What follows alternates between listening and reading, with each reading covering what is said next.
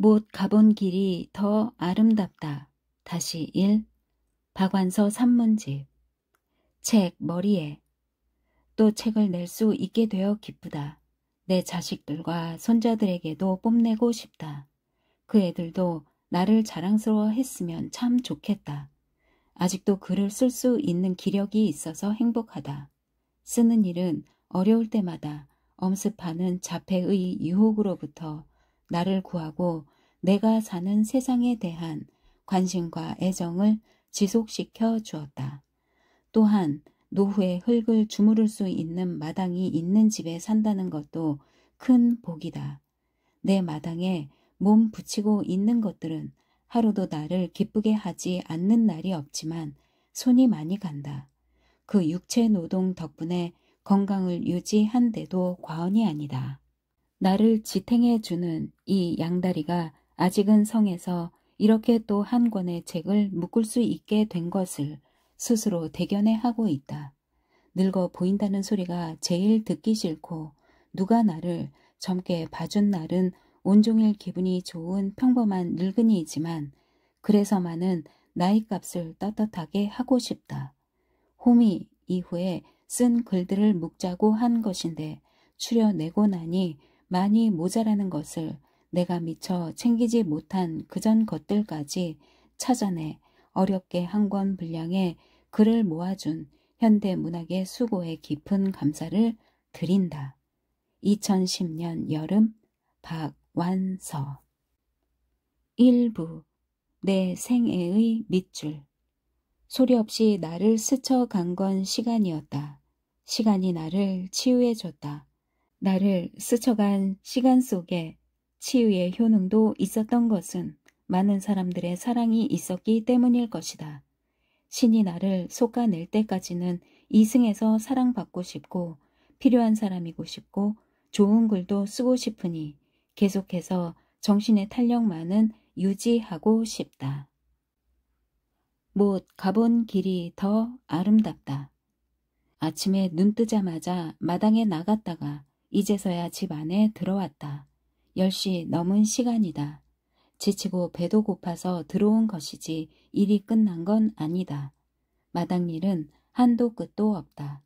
집이 교회에 있어 작은 마당을 가꾸고 있는데 꽃나무 몇 그루 심고 나머지 땅은 텃밭을 만들까 하다가 농사에 자신이 없어 잔디를 심었다.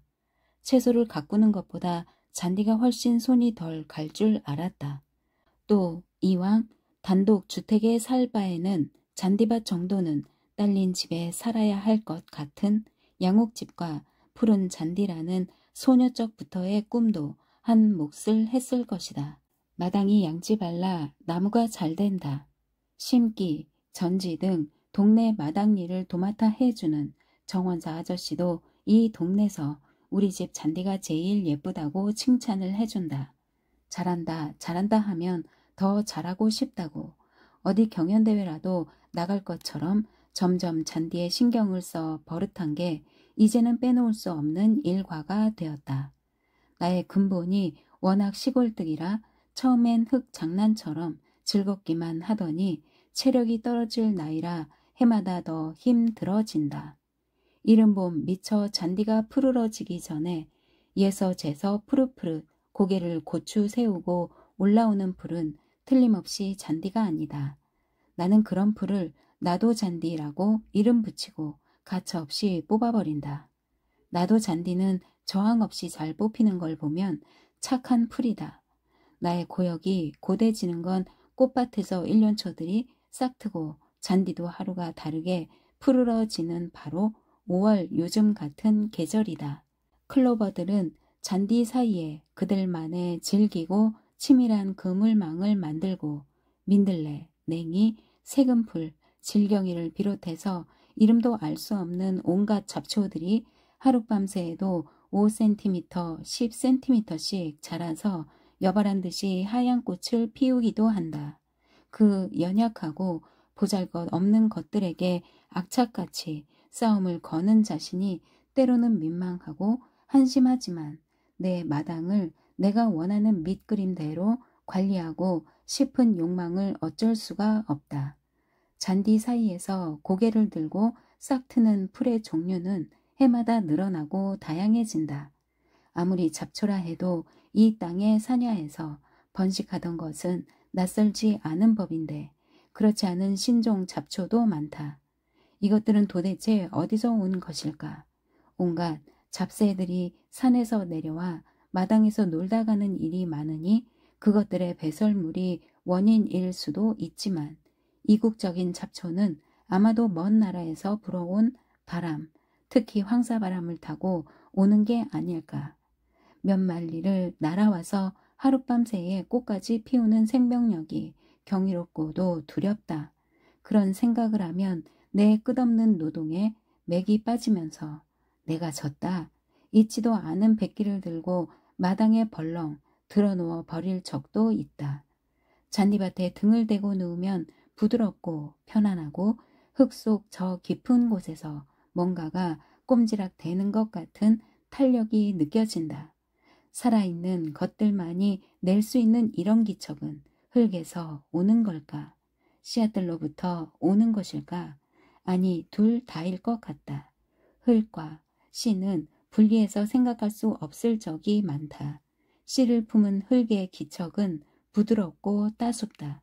내 몸이 그 안으로 스밀 생각을 하면 죽음조차 무섭지 않아진다.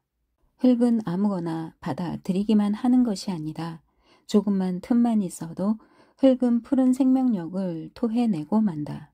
대문에서 집 현관문까지는 경사가 져 있어서 돌 계단을 깔았는데 집 지은 지 10년이 넘는 동안에 돌과 돌 사이에 이음새를 바른 시멘트가 떨어져 나간 데가 생겼다.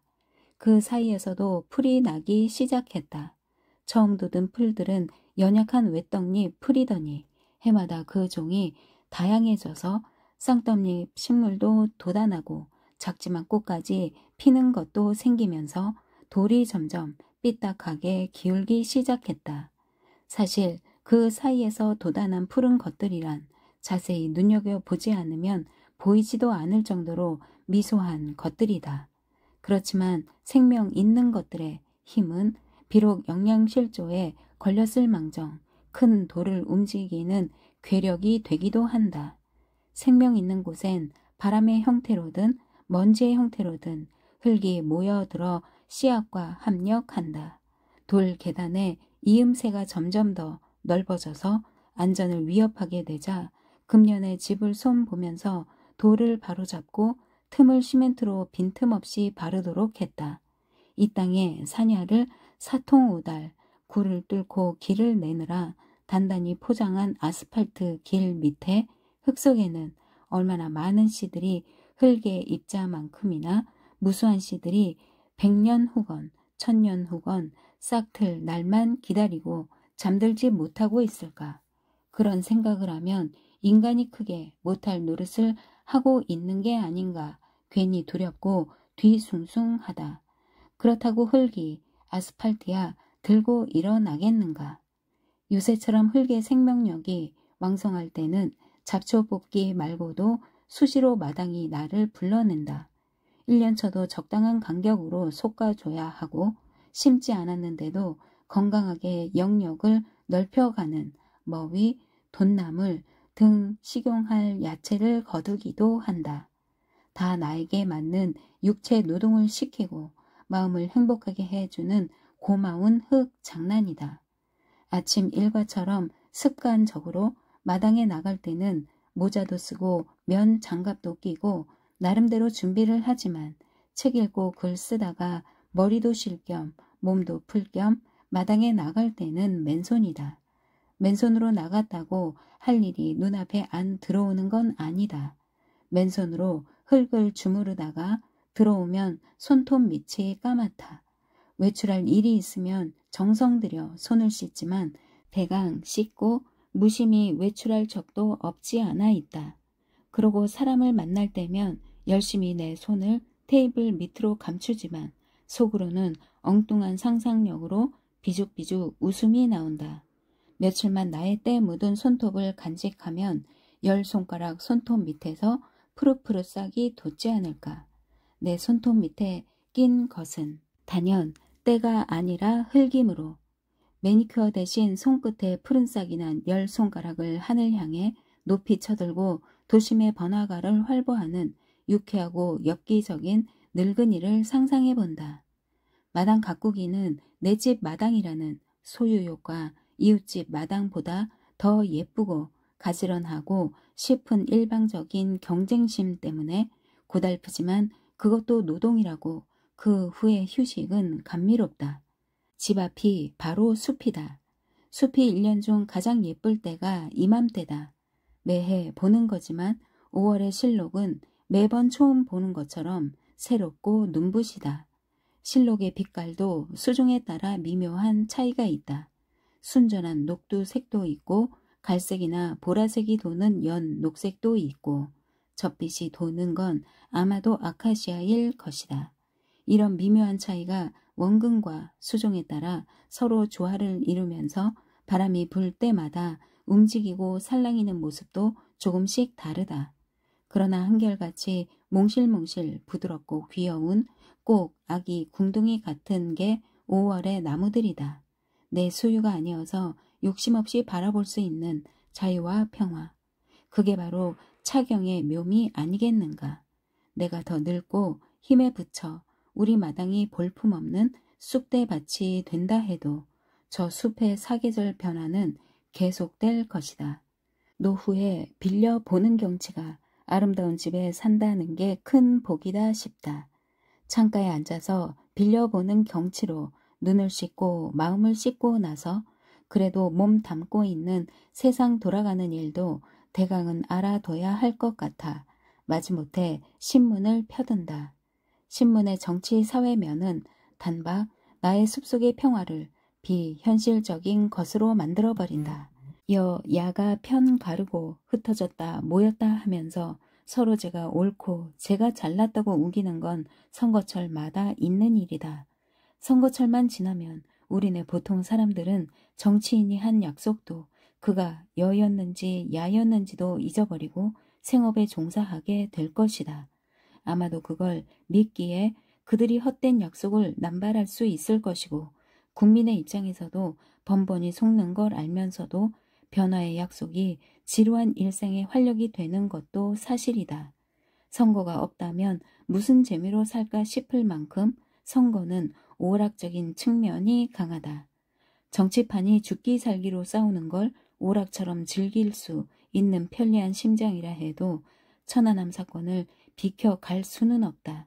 젊은 죽음에 대한 애통한 마음도 쉬 가라앉지 않거니와 그 사건에 낀 우리의 입장, 주변국가 강대국의 태도, 북에 대한 의구심과 적개심, 그 정당한 분노조차 자제해야 할 것 같은 그래도 전쟁만은 피해야지 하는 마지막 평화주의. 남들은 어떤지 잘 모르지만 나의 평화주의는 전쟁에 대한 공포의 다른 이름일 뿐인지도 모르겠다. 또한 나의 평화주의는 부끄럽게도 진상까지도 피해가고 싶을 만큼 비겁한 것이기도 하다. 금년은 또 경인년이다.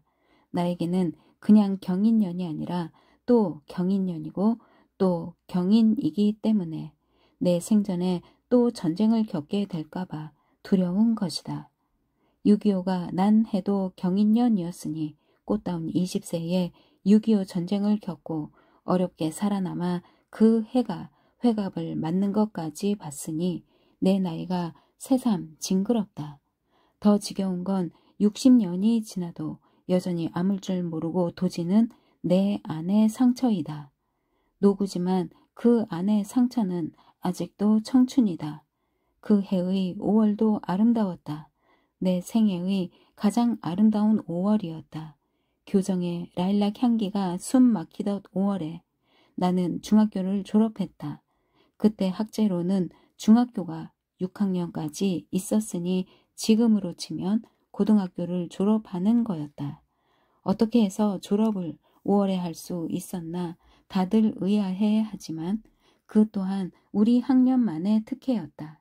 우리는 중학교 재학 중에 해방을 맞았고 해방된 달이 8월이어서인지 다음 해 봄에 진급을 시키지 않고 1년 있다가 9월에 진급을 시켰다.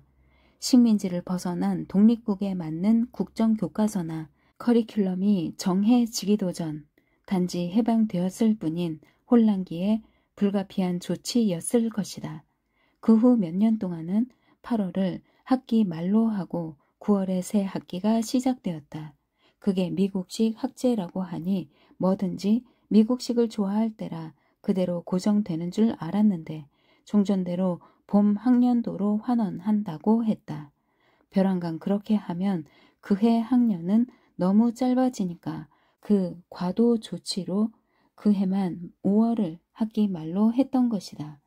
졸업식도 5월에 있었고 대학 입시도 5월에 이미 치르고 나서 합격된 뒤였으니 근심 없이 마냥 들뜨고 행복한 졸업식이었다. 계절의 여왕이라는 좋은 계절이 졸업의 기쁨을 더해 주었다. 대학 입학식은 6월 초에 있었다. 대학로도 눈부심 6월이었다. 그러나 1950년 6월이었다. 하필이면 왜 5월 졸업식이었을까는 굉장한 행운이었지만 하필이면 왜 50년 6월이었을까는 무서운 재난이었다. 입학식 치르고 며칠 지나지도 않아 6.25가 났다. 집안 남자들의 비참하고 억울한 죽음, 굶주림, 폭격과 기총소사, 혹한의 피난길, 그 와중에서도 좌냐 우냐 하는 이념에 따라 혈육과 가정이 분열하고 이웃과 친척, 직장 동료끼리도 서로 헐뜯고 고발하고 불구대천의 원수가 되는 사람 나고 이념 난 게 아니라 이념이 인격이나 사람다움 위에 군림하던 전후의 공포 분위기, 이 청준의 소설에도 나오는 전깃불 뒤의 어둠에 자신의 정체를 숨긴 채 다짜고짜 우리 얼굴에 불빛을 쏘아대며 빨갱이인지 반동인지를 묻는 오만한 신문자. 내가 누구인지가 중요한 게 아니라 어떻게 대답해야 살아남을 수 있는지가 더 중요했던 시기를 거치면서 잃어버린 내 정체성. 고달픈 소녀 가장을 거쳐서 안착한 사회의 외풍을 막아줄 남자와의 무탈한 결혼생활. 베이비 붐 시대가 이 땅의 가임 여성에게 부과한 역사적 사명인 양 대책 없는 다산. 화목한 가정, 남들은 다 팔자 좋다고 알아주는 이러한 결혼생활이 문득문득 나를 힘들게 했다. 속에는 누더기를 걸치고 겉만 빌려 입은 비단옷으로 번드르하게 꾸민 것처럼 자신이 한없이 뻔뻔스럽고 구질구질하게 느껴졌다. 실제적인 가슴의 통증으로 비명을 삼킬 때도 있었고 어디 남 안 듣는 곳에 가서 실컷 소리 지르고 싶은 충동이 뭉쳐 병이 될 것 같은 적도 있었다. 내가 가정적으로 안정되었을 뿐 아니라 우리 사회도 전반적으로 전후에 가난을 딛고 경제 성장기에 접어들었을 때였다. 전쟁 때 죽은 이들도 전사자 얼마, 민간인 희생 얼마 하는 통계 숫자로 일목요연하게 정리돼 있을 때였다. 잘 살아보자는 민족적 여망은 자식도 남편도 가슴에 묻기보다는 통계 숫자 안에 안착을 시켰다. 나 혼자만 당한 일이 아니라는 게 위로가 될 수도 있다는 건 모르지 않으면서도 나는 바로 그 점이 더 괴로웠다. 내 피부치가 나에게 특별한 것처럼 죽어간 내 피부치는 각자 고유하고 특별한 자기만의 세계를 가지고 있었다. 그들만의 세계는 아무도 함부로 할 수도 바꿔치기 할 수도 없는 그들만의 우주였다. 하나의 생명의 소멸은 그들에게 있어서는 우주의 소멸과 마찬가지이다. 어떻게 몇 백만 분의 1이라는 숫자 안에 도매 금으로 넘길 수 있단 말인가. 나는 내 피부치 많은 그 도매금에서 빼어내 개별화시키고 싶었다. 몇 백만 분의 1이라는 죽은 숫자에다 피를 통하게 하고 싶었다. 그들의 고통, 그들의 억울한 사정을 외치고 싶어서 가슴이 터질 것 같았다. 누가 들어주건 말건 외치지 못하면 억울한 죽음을 안매장한 것 같은 죄의식을 생전 못 벗어날 것 같았다. 외침으로써 위로받고 치유받고 싶었다. 그래서 늦은 나이에 소설이라는 걸 써보게 되었고 비교적 순탄한 작가 생활을 하면서 스스로 치유받고 위안을 얻은 것처럼 느낀 것도 사실이다. 6.25에 경험이 없었으면 내가 소설가가 되지 않았을지도 모른다고 나도 느끼고 남들도 그렇게 알아줄 정도로 나는 전쟁 경험을 줄기차게 울고 먹었고 앞으로도 할 말이 얼마든지 더 남아있는 것처럼 느끼곤 한다. 지금도 문학 강연 같은 걸 하게 될 때는 소설이 지닌 이런 미덕, 쓰는 이와 읽는 이가 함께 누릴 수 있는 위안과 치유의 능력에 대해 말하곤 한다.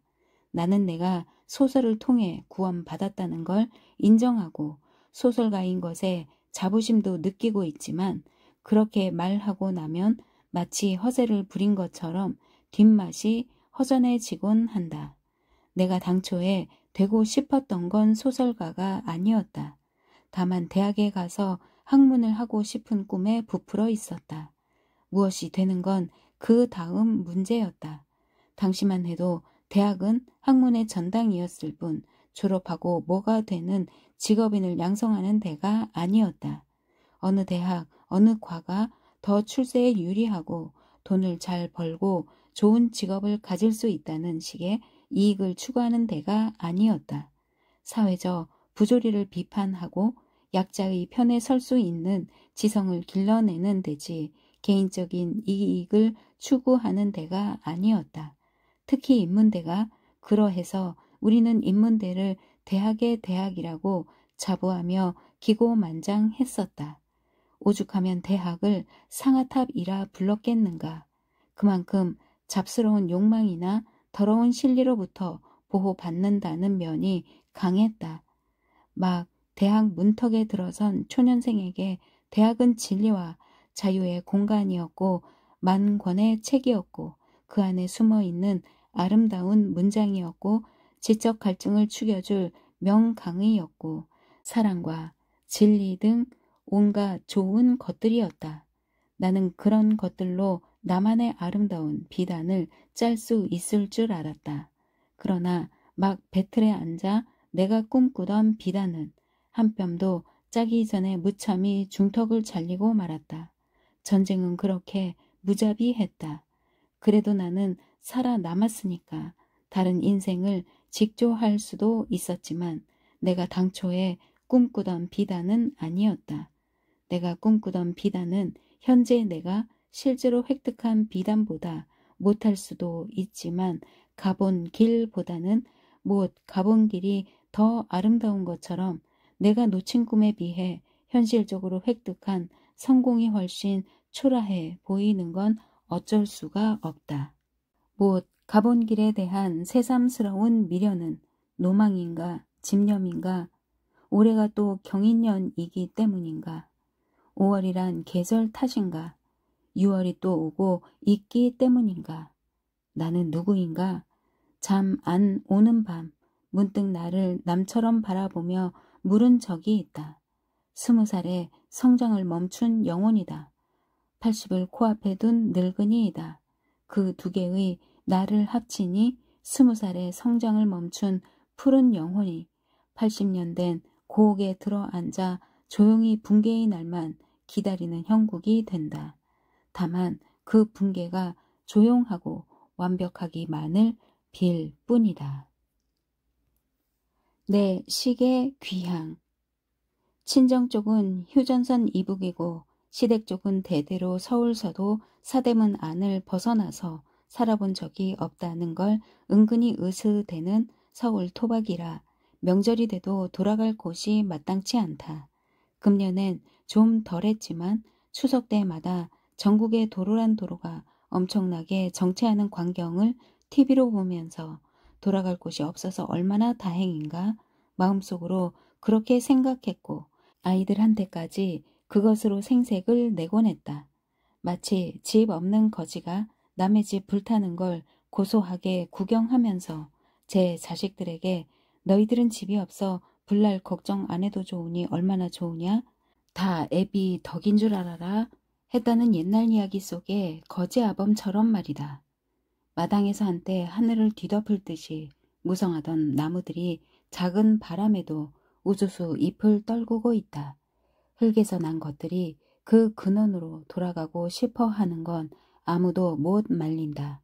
사람도 설령 나고 자란 데가 흙을 밟을 수 있는 시골이 아니라 해도 추석이 되면 조상의 묘나 집안 내의 연로한 어른들을 찾아뵙고 눈 도장이든 몸 도장이든 찍고 와야 사람 사는 도리를 다한 것처럼 편안해진다. 이제 많이 살아 친인척 간에 제일 연장자가 됐으니 가만히 앉아서 자식들이나 손자들을 맞는 입장이 됐다고 해도 도리를 못다 한 것 같은 아쉬움이 어찌 없겠는가. 아니 그건 도리가 아니라 그리움일 것이다. 저 지는 잎들이 어찌 섭리만으로 저리도 황홀하고 표표하게 몸을 날릴 수 있겠는가. 이 세상에 섬길 어른이 없어졌다는 건 이승에서의 가장 처량한 나이다. 만추처럼 돌아갈 고향이 없는 쓸쓸함, 내 정수리를 지그시 눌러줄 웃 어른이 없다는 허전함 때문이었을까. 예년에는 한 번 가던 추석 성묘를 올해는 2번 다녀왔다.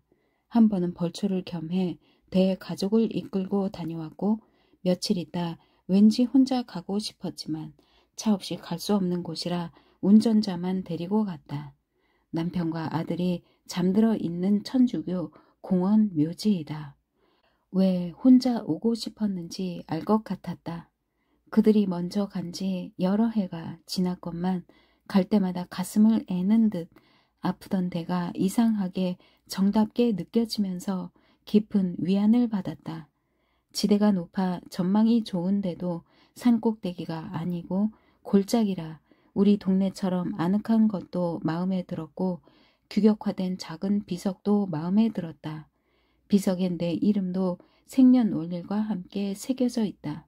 다만 몰한 날짜만 빠져 있다. 나의 사후, 내 자식들은 큰 비석이나 아름다운 비명을 위해 고심하지 않아도 될 것이다. 여긴 어떤 무덤도 잘난 척하거나 돋보이려고 허황된 장식을 하지 않는 평등한 공동묘지이다.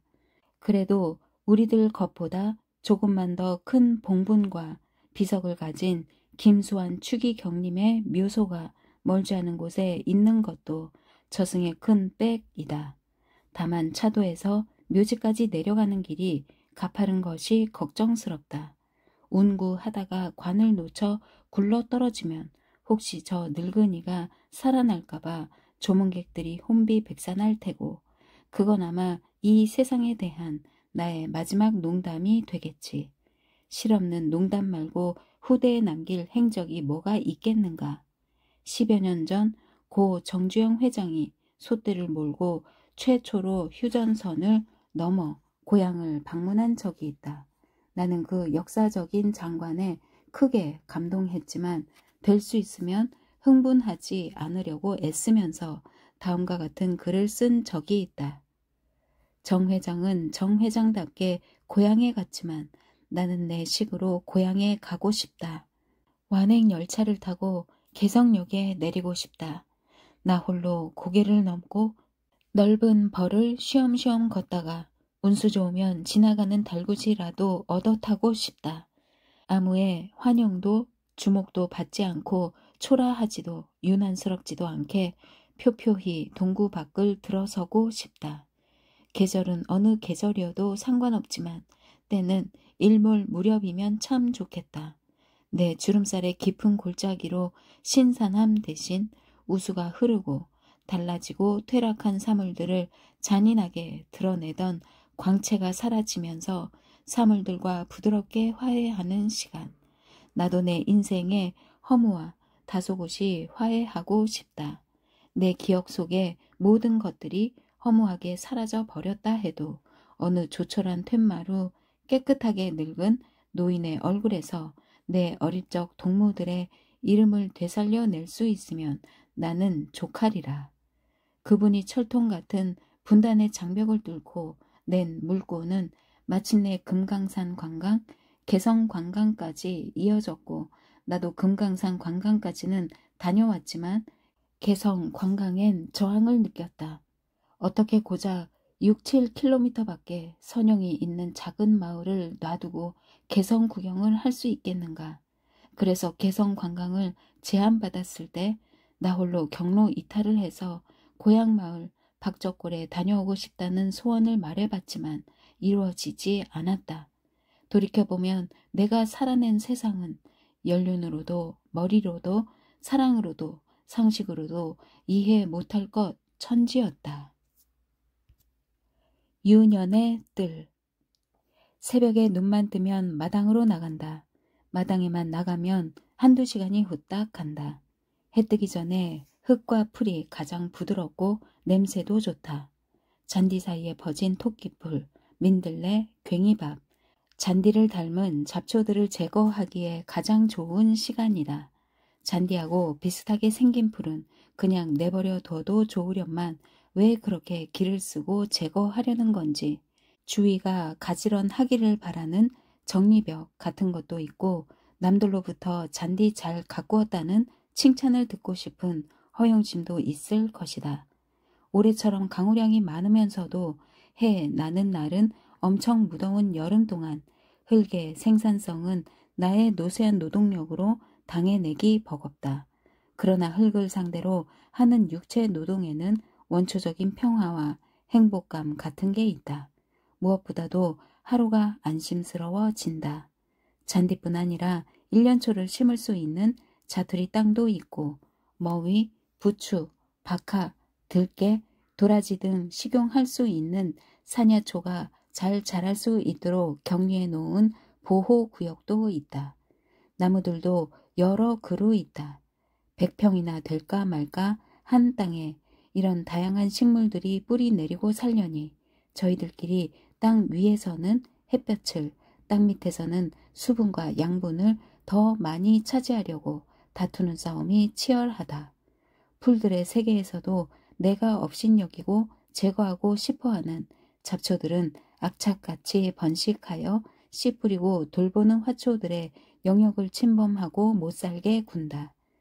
흙은 씨 뿌리지 않은 땅에서도 뭔가 푸르른 것을 생산해내지 그냥 노는 꼴을 못 본다. 집, 대문에서 현관으로 올라오는 길을 돌로 깔고 이음새를 시멘트로 발랐는데 지은 지 10년을 넘으면서 군데군데 시멘트가 떨어져 나갔다. 그 3mm도 안 되는 이음새에 먼지인지 흙이 고이면서 거기서 푸른 것이 돋기 시작했다.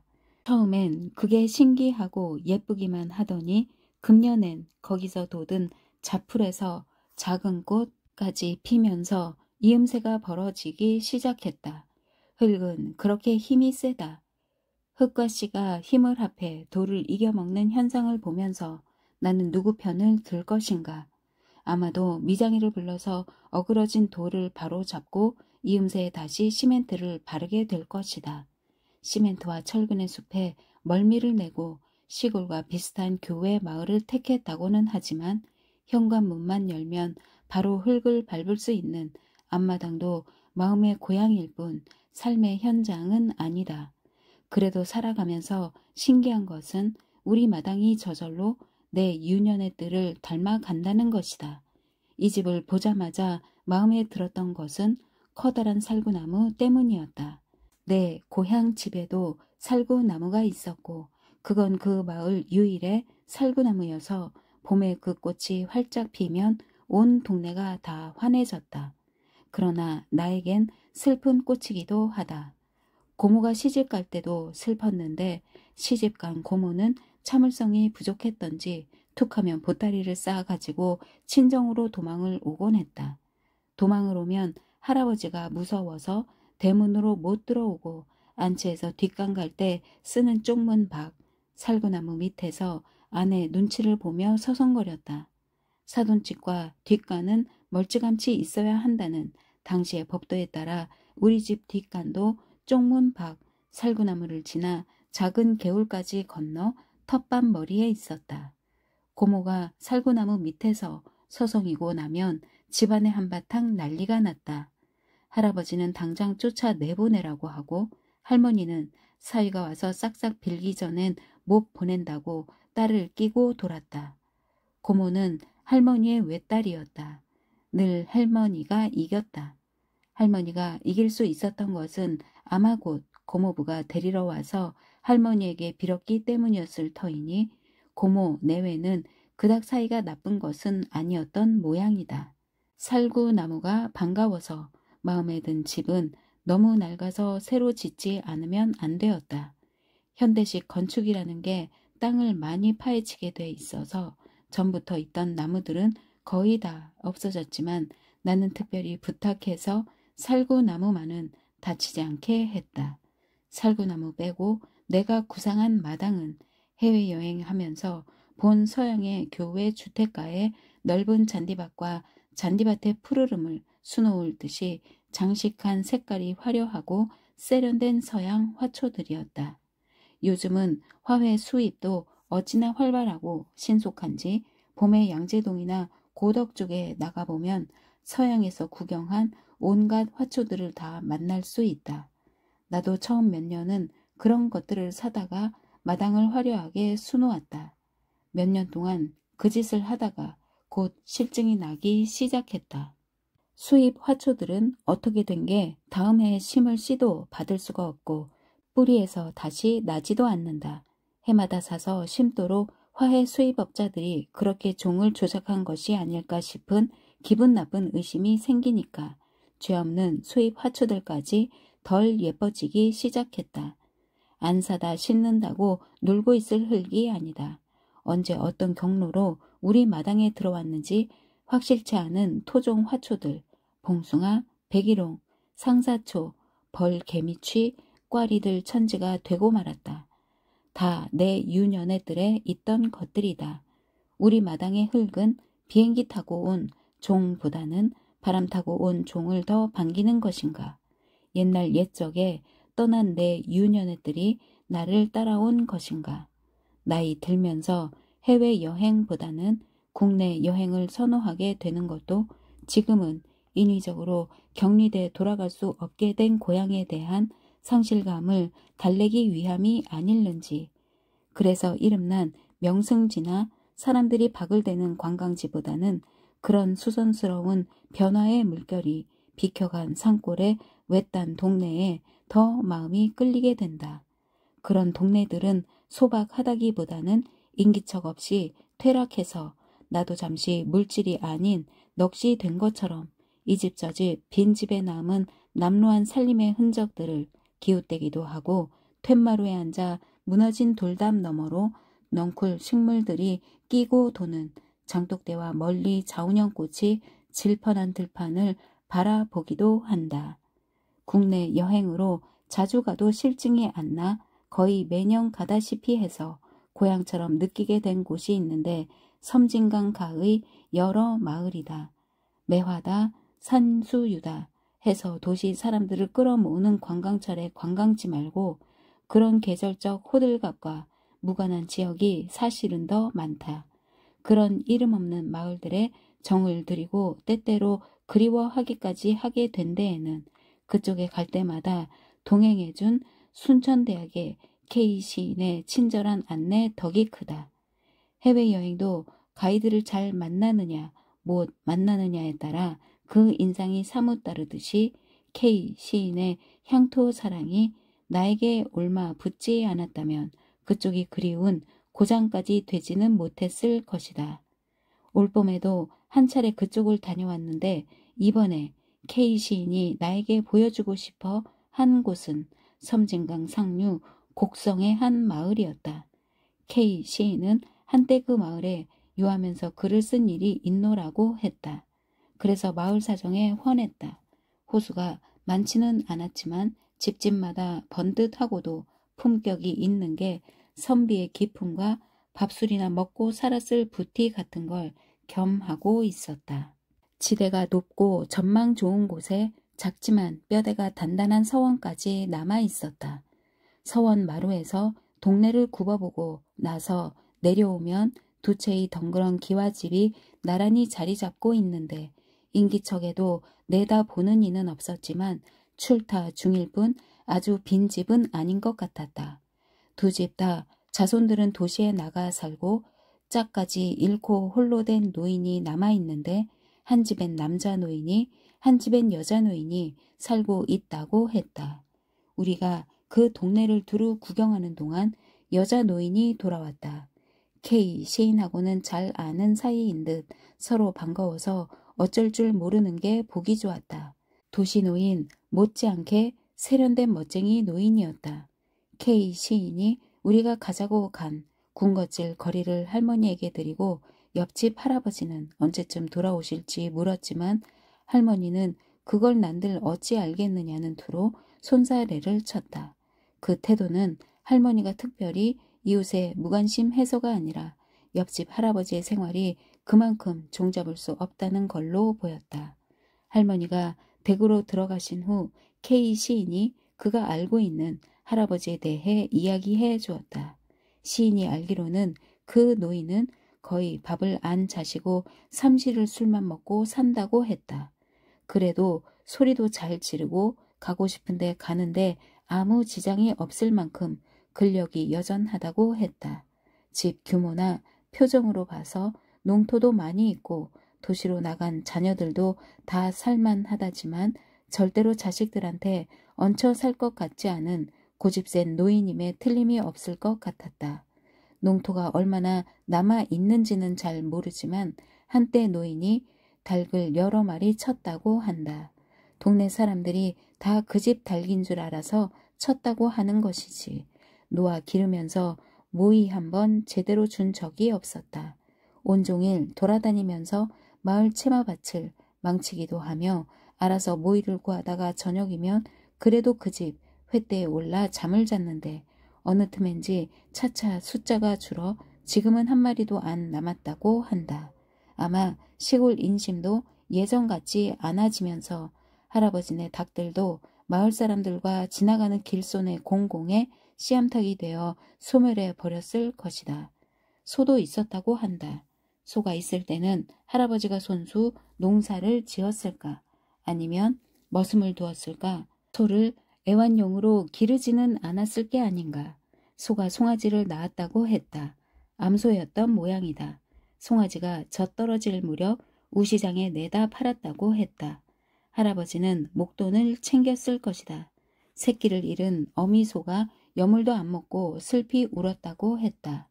할아버지는 다시 우시장으로 가 당신의 송아지를 사간 이를 수소문해 찾아내어 손에 쥔 목돈에다 웃돈을 얹어서 되사왔다고 했다.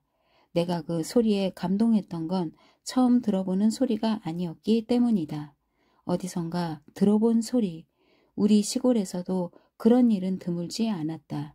매사를 자연 질서 그대로 지키며 살았던 시대에나 있을 수 있는 일이었다. 그럼 내가 근래에 원앙 소리를 보면서 느낀 감동은 뭘까? 그건 아마도 끝까지 노동력을 착취당하고 인간처럼 자연사해서 인간처럼 무덤을 가지게 된 그러나 자연 질서에는 어긋난 삶을 살다 간 소에 대한 측은지심이었을 뿐 인간에 대한 감동은 아니었다. 인간의 참다움, 인간만의 아름다움은 보통 사람들 속에 아무렇지도 않게 숨어 있는 것이지 잘난 사람들이 함부로 코에 걸고 이미지로 만들 수 있는 건 아닐 것 같다. 문학의 이름으로 추구하는 건 진실인가? 말로 표현된 것의 자유와 한계, 읽히고 싶다는 욕망 때문에 조작한 이미지, 경박한 과장, 분식에 불과한 것일지도 모른다는 생각이 든다. 그날 안으로 집으로 돌아와야 하는 일정 때문에 할아버지를 마냥 기다리고 있을 수만은 없었다. 할아버지하고 꼭 술 한 잔 같이 하고 싶었는데 그런 바람은 그날 해 안에만 유효한 것이지 다시 또 그 고장을 찾아 할아버지를 만나고 싶은 생각은 없다. K 시인의 말을 듣고 내가 조작한 이미지를 실물에 의해 훼손당하고 싶지 않기 때문이다. 흐르는 강가에서 서울 살다가 경기도로 거주지를 옮긴 건 서울 사람이 된 지 만 60년 만이었다.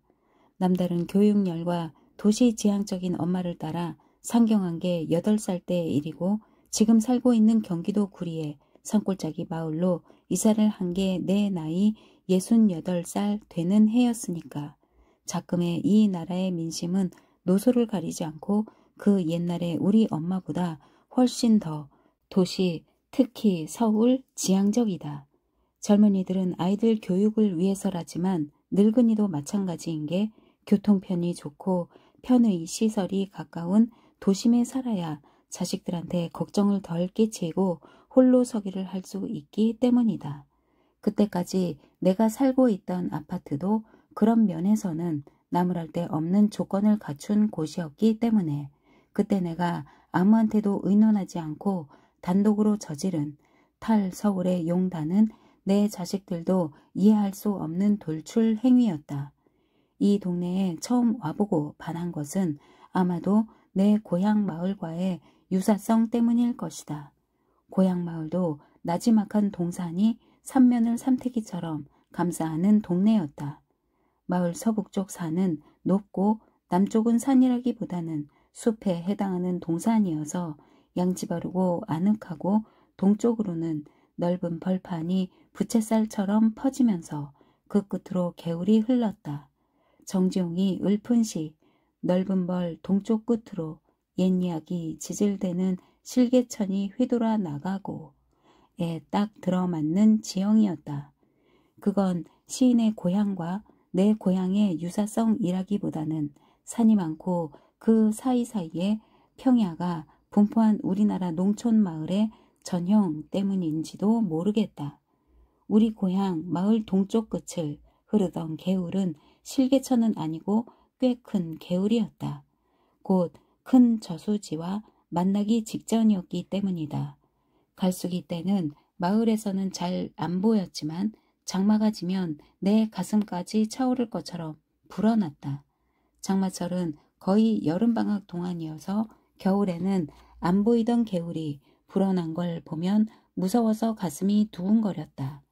이 마을에서 바라본 한강은 장마철에 부풀어 오른 고향 마을의 개울물 정도로밖에 안 보였다.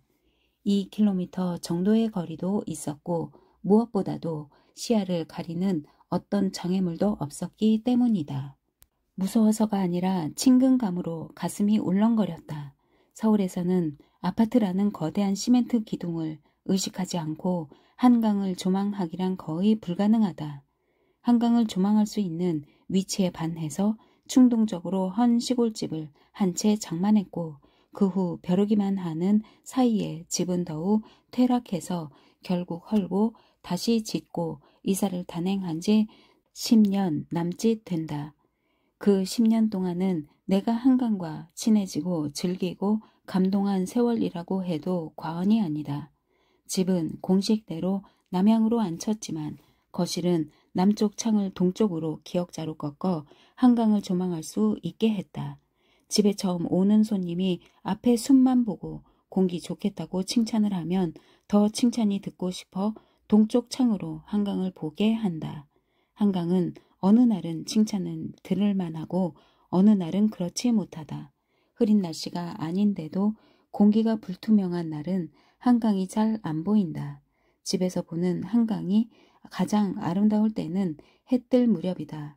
강 건너로는 순한 짐승이 엎드려 있는 것처럼 능선이 부드러운 산봉우리들이 보이고 그 사이로 해가 불끈 솟으면 수면이 금빛으로 은빛으로 때로는 주황색으로 부서진다. 물속을 논일던 신비한 물고기가 잠시 그 아름다운 비늘을 드러내 보여준 것처럼 그 순간은 짧다. 짧지만 그런 날은 뭔가 좋은 일이 있을 것만 같고 몸도 온종일 개운하지만 황사나 안개에 가려 안 보이는 날은 몸도 마음도 울적하게 가라앉는다. 공기가 투명할 때는 매일 다른 물빛까지 구별할 수 있다. 장마가 지거나 폭우가 내린 후에는 당연히 한강물도 황토빛으로 변하여 거칠게 뒤챈다. 추위가 혹독해 결빙하는 해는 비닐로 덮어 놓은 것처럼 움직임 없는 회색빛이던 한강이 어느 날 햇빛에 부서지는 물결을 보여주면 어쩔 수 없이 강물이 풀리나니 강물은 무엇하러 또 풀리는가? 우리들의 무슨 설움 무슨 기쁨 때문에 강물은 또 풀리는가로 시작되는 서정주의 풀리는 한강가에서를 읊조리게 된다. 시인은 아마 그 시를 전후에 썼으리라. 전쟁을 겪은 세대만이 한강과 더불어 공유할 수 있는 우울과 한탄이 짙게 깔려 있다. 전쟁 때 다리 끊긴 한강, 얼어붙은 한강은 군인뿐 아니라 수많은 양민들의 운명과 생사의 갈림길이었다. 어찌 근세사에서 뿐일까? 집에서 본 한강이 시냇물이나 호수처럼 만만해 보이는 것과는 딴판으로 마을을 감싸고 있는 아차산에 올라가서 내려다본 한강은 도도하고도 유유하다. 삼국 중 영토가 가장 광대했던 고구려가 왜 한강 유역의 땅을 그렇게도 탐냈던가를 한눈에 알 수가 있다. 고구려는 도읍을 평양으로 옮기고 나서 한강 유역을 차지하려고 백제를 침공한다. 아차산을 요새로 삼은 고구려는 치열한 전투 끝에 마침내 그 유역 땅을 차지하고 백제의 웅진천도를 불가피하게 했다. 그 후에도 삼국 간에는 한강 유역을 차지하려는 전투가 그치지 않았다. 그만큼 한강 유역의 땅은 기름지고 교통이 편하고 기후가 순호했던 것 같다. 암사동 등 한강 유역의 땅에서 우리나라에서 가장 오래된 사람들의 삶의 터전, 선사시대 유물이 대량으로 발굴되는 것만 봐도 알 수가 있다. 아차산에는 능선을 따라 지금까지도 고구려 보루성터가 남아있고 10여 년 전 발굴을 끝낸 유물들은 고구려 박물관이 신축되기를 기다리며 현재는 서울대 박물관에서 보관 중이라고 한다. 발굴을 끝내고 나서 서울대에서 그걸 공개한 적이 있는데 나는 그때 본 그 유물들이 중국 지안 박물관에서 본 고구려 시대 무기, 생활용품과 너무도 유사한 것에 놀란 적이 있다. 국군이 융성하고 태평할 때는 중국과 교역로로, 전쟁 때는 천연의 해자 구실을 하던 한강을 가장 친근하고 사랑스럽게 볼 수 있는 데는 경기도 구리시에서 관리하는 한강 둔치가 아닌가 한다. 한강에 속삭이는 물소리까지 잡힐 듯 인접한 산책로도 있고 자전거 길도 있고 몇십만 평에 이르는 광대한 둔치에는 봄에 유채꽃을 비롯해서 여름에 백일홍, 달리아, 가을에 코스모스까지 사철꽃이 그치지 않는다. 끝이 안 보이는 꽃밭을 보면 바로 서울과의 접경지대에 이런 성경이 있다는 게 믿어지지 않는다. 휴일에 부모 손을 잡고 나온 어린 꽃 구경꾼들이 꽃밭 사이길을 희희낙낙 뛰노는 걸 보면 화초가 더 예쁜지 인화초가 더 예쁜지 분간이 잘 안 된다. 돈 내고 타는 아찔한 탈 것이 많은 이름난 놀이시설에 길게 줄 서 있는 아이들보다 훨씬 건강하고 행복해 보인다. 무엇보다도 한강가엔 무조건 아파트가 있어야 하는 것처럼 여겨온 통념을 어기고 아무렇지도 않게 무심히 꽃을 피우고 있는 땅이 고맙고 한강한테도 덜 미안하다. 광나루에서 구리 방향으로 난 국토를 타고 가다 워커힐을 지나면 곧 경기도라는 도계 표지판이 나온다. 그 43번 국도는 도계를 전후해서 커브길이 심하지만 오른쪽으로는 유유히 흐르는 한강을 끼고 있어 차 속에 앉아 있어도 숨통이 트이고 기분이 상쾌해진다. 도계를 지나 차로 5분 안에 길이 Y자로 갈라지는 지점이 나온다. 오른쪽 길이 양평 가는 길이다. 뚜렷한 목적지 없이 반나절 정도의 드라이브로 기분 전환을 하고 싶다면 양평 가는 길로 붙을 일이다. 가다가 또 다시 길이 여러 갈래로 갈릴지라도 계속해서 오른쪽 길로 붙어야 한다. 그래야 한강을 놓치지 않는다. 잘못 붙으면 기나긴 굴 속으로 들어갈 수도 있다. 굴만 벗어나면 다시 한강을 낀 길을 찾을 수도 있지만 그동안이 아까울 만큼 서울에서 멀어질수록 한강이 아름다워진다. 계절 따라 아름답고 지역에 따라 아름답다. 대안의 경치가 특히 환상적이다. 그 길이 남한강과 북한강이 합쳐지는 두물머리에 이르면 아름다운 강은 위대한 강으로 변한다. 이건 강이 아니라 바다다.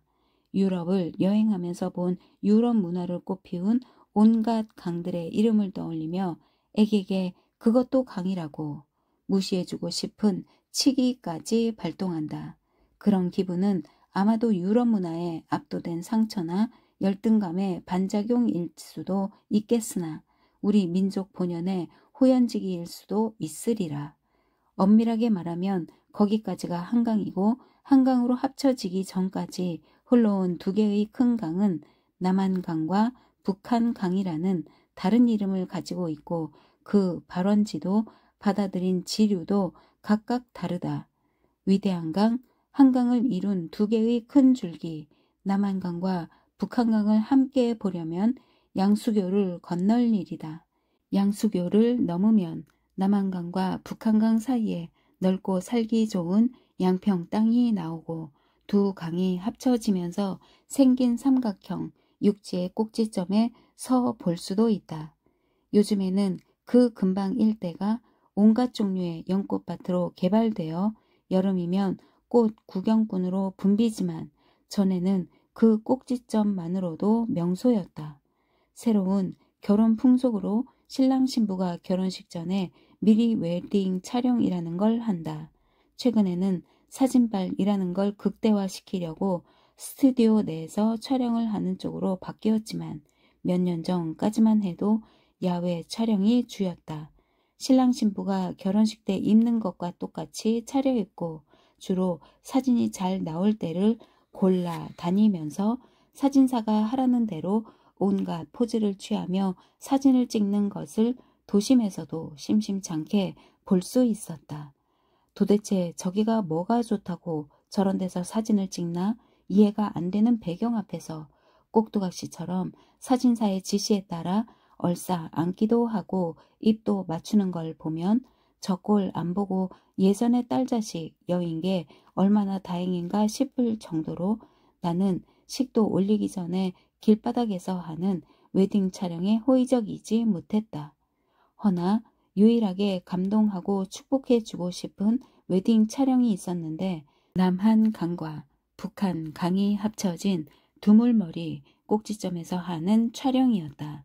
몇 년 전에 걸쳐 문병을 열고 평야를 적시면서 우리를 먹여 살린 두 개의 큰 강줄기가 하나로 합쳐지는 지점에서 청춘 남녀가 앞날을 같이 할 징표로 사진을 남긴다는 건 예식장에서 하는 백년가약 못지않게 의미 있는 일로 여겨졌다. 꼭지점엔 몇백 년은 되었음직한 거목이 의젓하게 버티고 있다. 두물머리를 총체적으로 조망하려면 발품을 팔아 웅길산 수종사까지 올라가 볼 일이다. 이 예쁜 이름의 절은 승용차로도 접근이 가능하다. 예쁜 이름대로 물속에서 들리는 종소리인 줄 알고 찾아갔더니 동굴 속의 물소리였다는 등의 조금씩 다르지만 비슷한 창건설화가 전해지고 있다. 크지 않은 사찰이지만 500년 묵은 두 그루의 은행나무가 위엄있고 우아하게 그리고 부부처럼 정답게 버티고 서 있다. 절에는 녹차를 거저 얻어 마실 수 있는 다실도 있다. 다실에 앉으면 두물머리의 전경을 조망할 수 있다.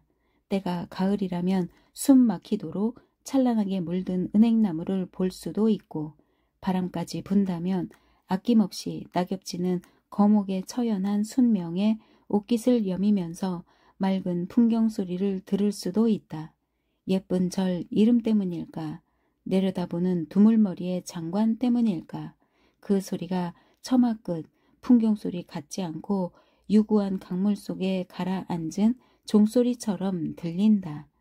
두물머리까지의 한강을 주로 쌩쌩 달리는 차 안에서 조급하고 쾌적하게 때로는 정체하는 도로 사정 때문에 오히려 마음 한가롭지 못하게 즐긴 게 아쉽다면 다시 한번 양수교를 건너 가평 가는 길로 북한 강을 왼쪽으로 끼고 거슬러 올라가면 된다. 지금까지 온 국도보다 훨씬 한적하고 한강과 친근하다. 그 일대 서종면에는 들러보고 싶은 갤러리도 많아 차를 세우고 얼마든지 한눈을 팔 수 있다. 서종면 문호리에서는 차를 버리고 한강을 바로 옆구리에 끼고 걸을 수 있는 나루터 길도 있다. 그 나루터 길은 정말로 아름답다. 강을 향해 들어선 별장풍의 환상적인 집들을 감상하는 것도 그 길을 걷는 낙이다. 아무리 좋아 보여도 그런 집을 갖기를 소망하기에는 너무 늙어버렸다. 대신 그런 집 중 제일 마음에 드는 집 한 채를 찍고 그 집 주인이 친한 친구여서 허물없이 문을 두드리고 차 한 잔을 얻어 마실 수 있었으면, 그 친구가 그 집에 상주하지 않는다 해도 나에게 여벌 열쇠를 하나 맡겨준다면 때때로 그 열쇠를 만지작거리는 것만으로도 자유의 기쁨을 맛볼 수 있을 것 같다는 공상을 해본다. 그러나 어찌 빼어난 경치만 가지고 한강을 감히 위대한 강이라고 말할 수 있겠는가. 수종사에서 내려와 양수교를 건너지 않고 가던 길로 계속해서 북한강을 오른쪽으로 끼고 갈 수 있는 길로 접어들면 다산 유적지 표지판이 나온다. 한강을 놓치지 않고 표지판만 따라가다 굴다리 밑에서 오른쪽으로 급커브를 하면 능내리 마제 땅이 나온다. 마제는 정약전, 정약종, 정약용 형제의 고향이자 그 아랫대에서는 성인 정하상, 성녀 정정혜를 배출하기도 한 한국천주교회의 요람지 중 하나이다. 다산 유적지 못 미쳐서 오른쪽으로 마제 성지 들어가는 길이 나오고 다산 생가터와 묘소는 좀 더 앞으로 한강 가까이 왼쪽에 있다. 다산이 거기서 태어나서 어려서는 거기서 물장구 치고 놀다가 소년이 되어서는 두물머리까지 가서 고기도 잡았을 것이고 과거 보러 서울 갈 때에는 거기서 배를 타고 갔을 것이다. 배를 타고 가다가 강물이 얕아지면서 바닥에 깔린 암석 때문에 배가 움직이지 못할 때는 뱃사공이 내려서 배를 밀었다는 기록도 나온다. 학문에 정진할 때는 선상에서 실학자들이나 천주 학쟁이들과 토론도 했을 터이고 나라의 답답한 운명에 대해 울분을 토로하면서 밑바닥에서 허덕이면서도 굳건히 이 나라를 받쳐주고 있는 농사나 길쌈, 수공업에 종사하는 백성들이 어떻게 하면 억압과 수탈을 벗어나 인간답게 살 수 있나를 진지하게 고민하고 사색했을 것이다. 다산 유적지에는 다산의 묘소하고 생가터에 기중기 등 몇 가지 간단한 다산의 발명품만 전시돼 있다가 그 후 실학 박물관이 되면서 실학 사상뿐 아니라 실학의 형성 과정 전개 등 디지털화돼 실학자들의 방대한 업적을 누구나 단편적이지만 쉽게 접할 수가 있게 되었다. 어떻게 그들은 그때 그런 생각을 할 수 있었을까? 그들이 남긴 업적, 활동, 저서, 어록 등은 지금 우리 정치인들에게 해주고 싶은 말이고 소박하지만 소박해서 더욱 신실한 자유민주주의 사상 그 자체이고 사회주의와 자본주의의 행복한 화해이다. 그리하여 그들 실학자들은 당대의 모순이나 부패를 고민한 게 아니라 자식의 자식 때 손자의 손자 때까지 내다보고 고민한 것처럼 읽힌다. 그것이 바로 같은 지식인이라도 한치 앞에 이익에 급급한 정치가나 어용학자들과 진정한 지식인의 다른 점이고 선각자의 엄혹한 운명일 것이다. 아무리 경치가 빼어나도 자연 그 자체만으로는 감히 위대하다고는 말 못하겠는데 한강을 그렇게 부르고 싶은 것은 위대한 사상에 발상지를 끼고 있고 그들이 오간 물길이었기 때문이다. 위대한 강의 원형이 더는 훼손되지 말았으면 싶다.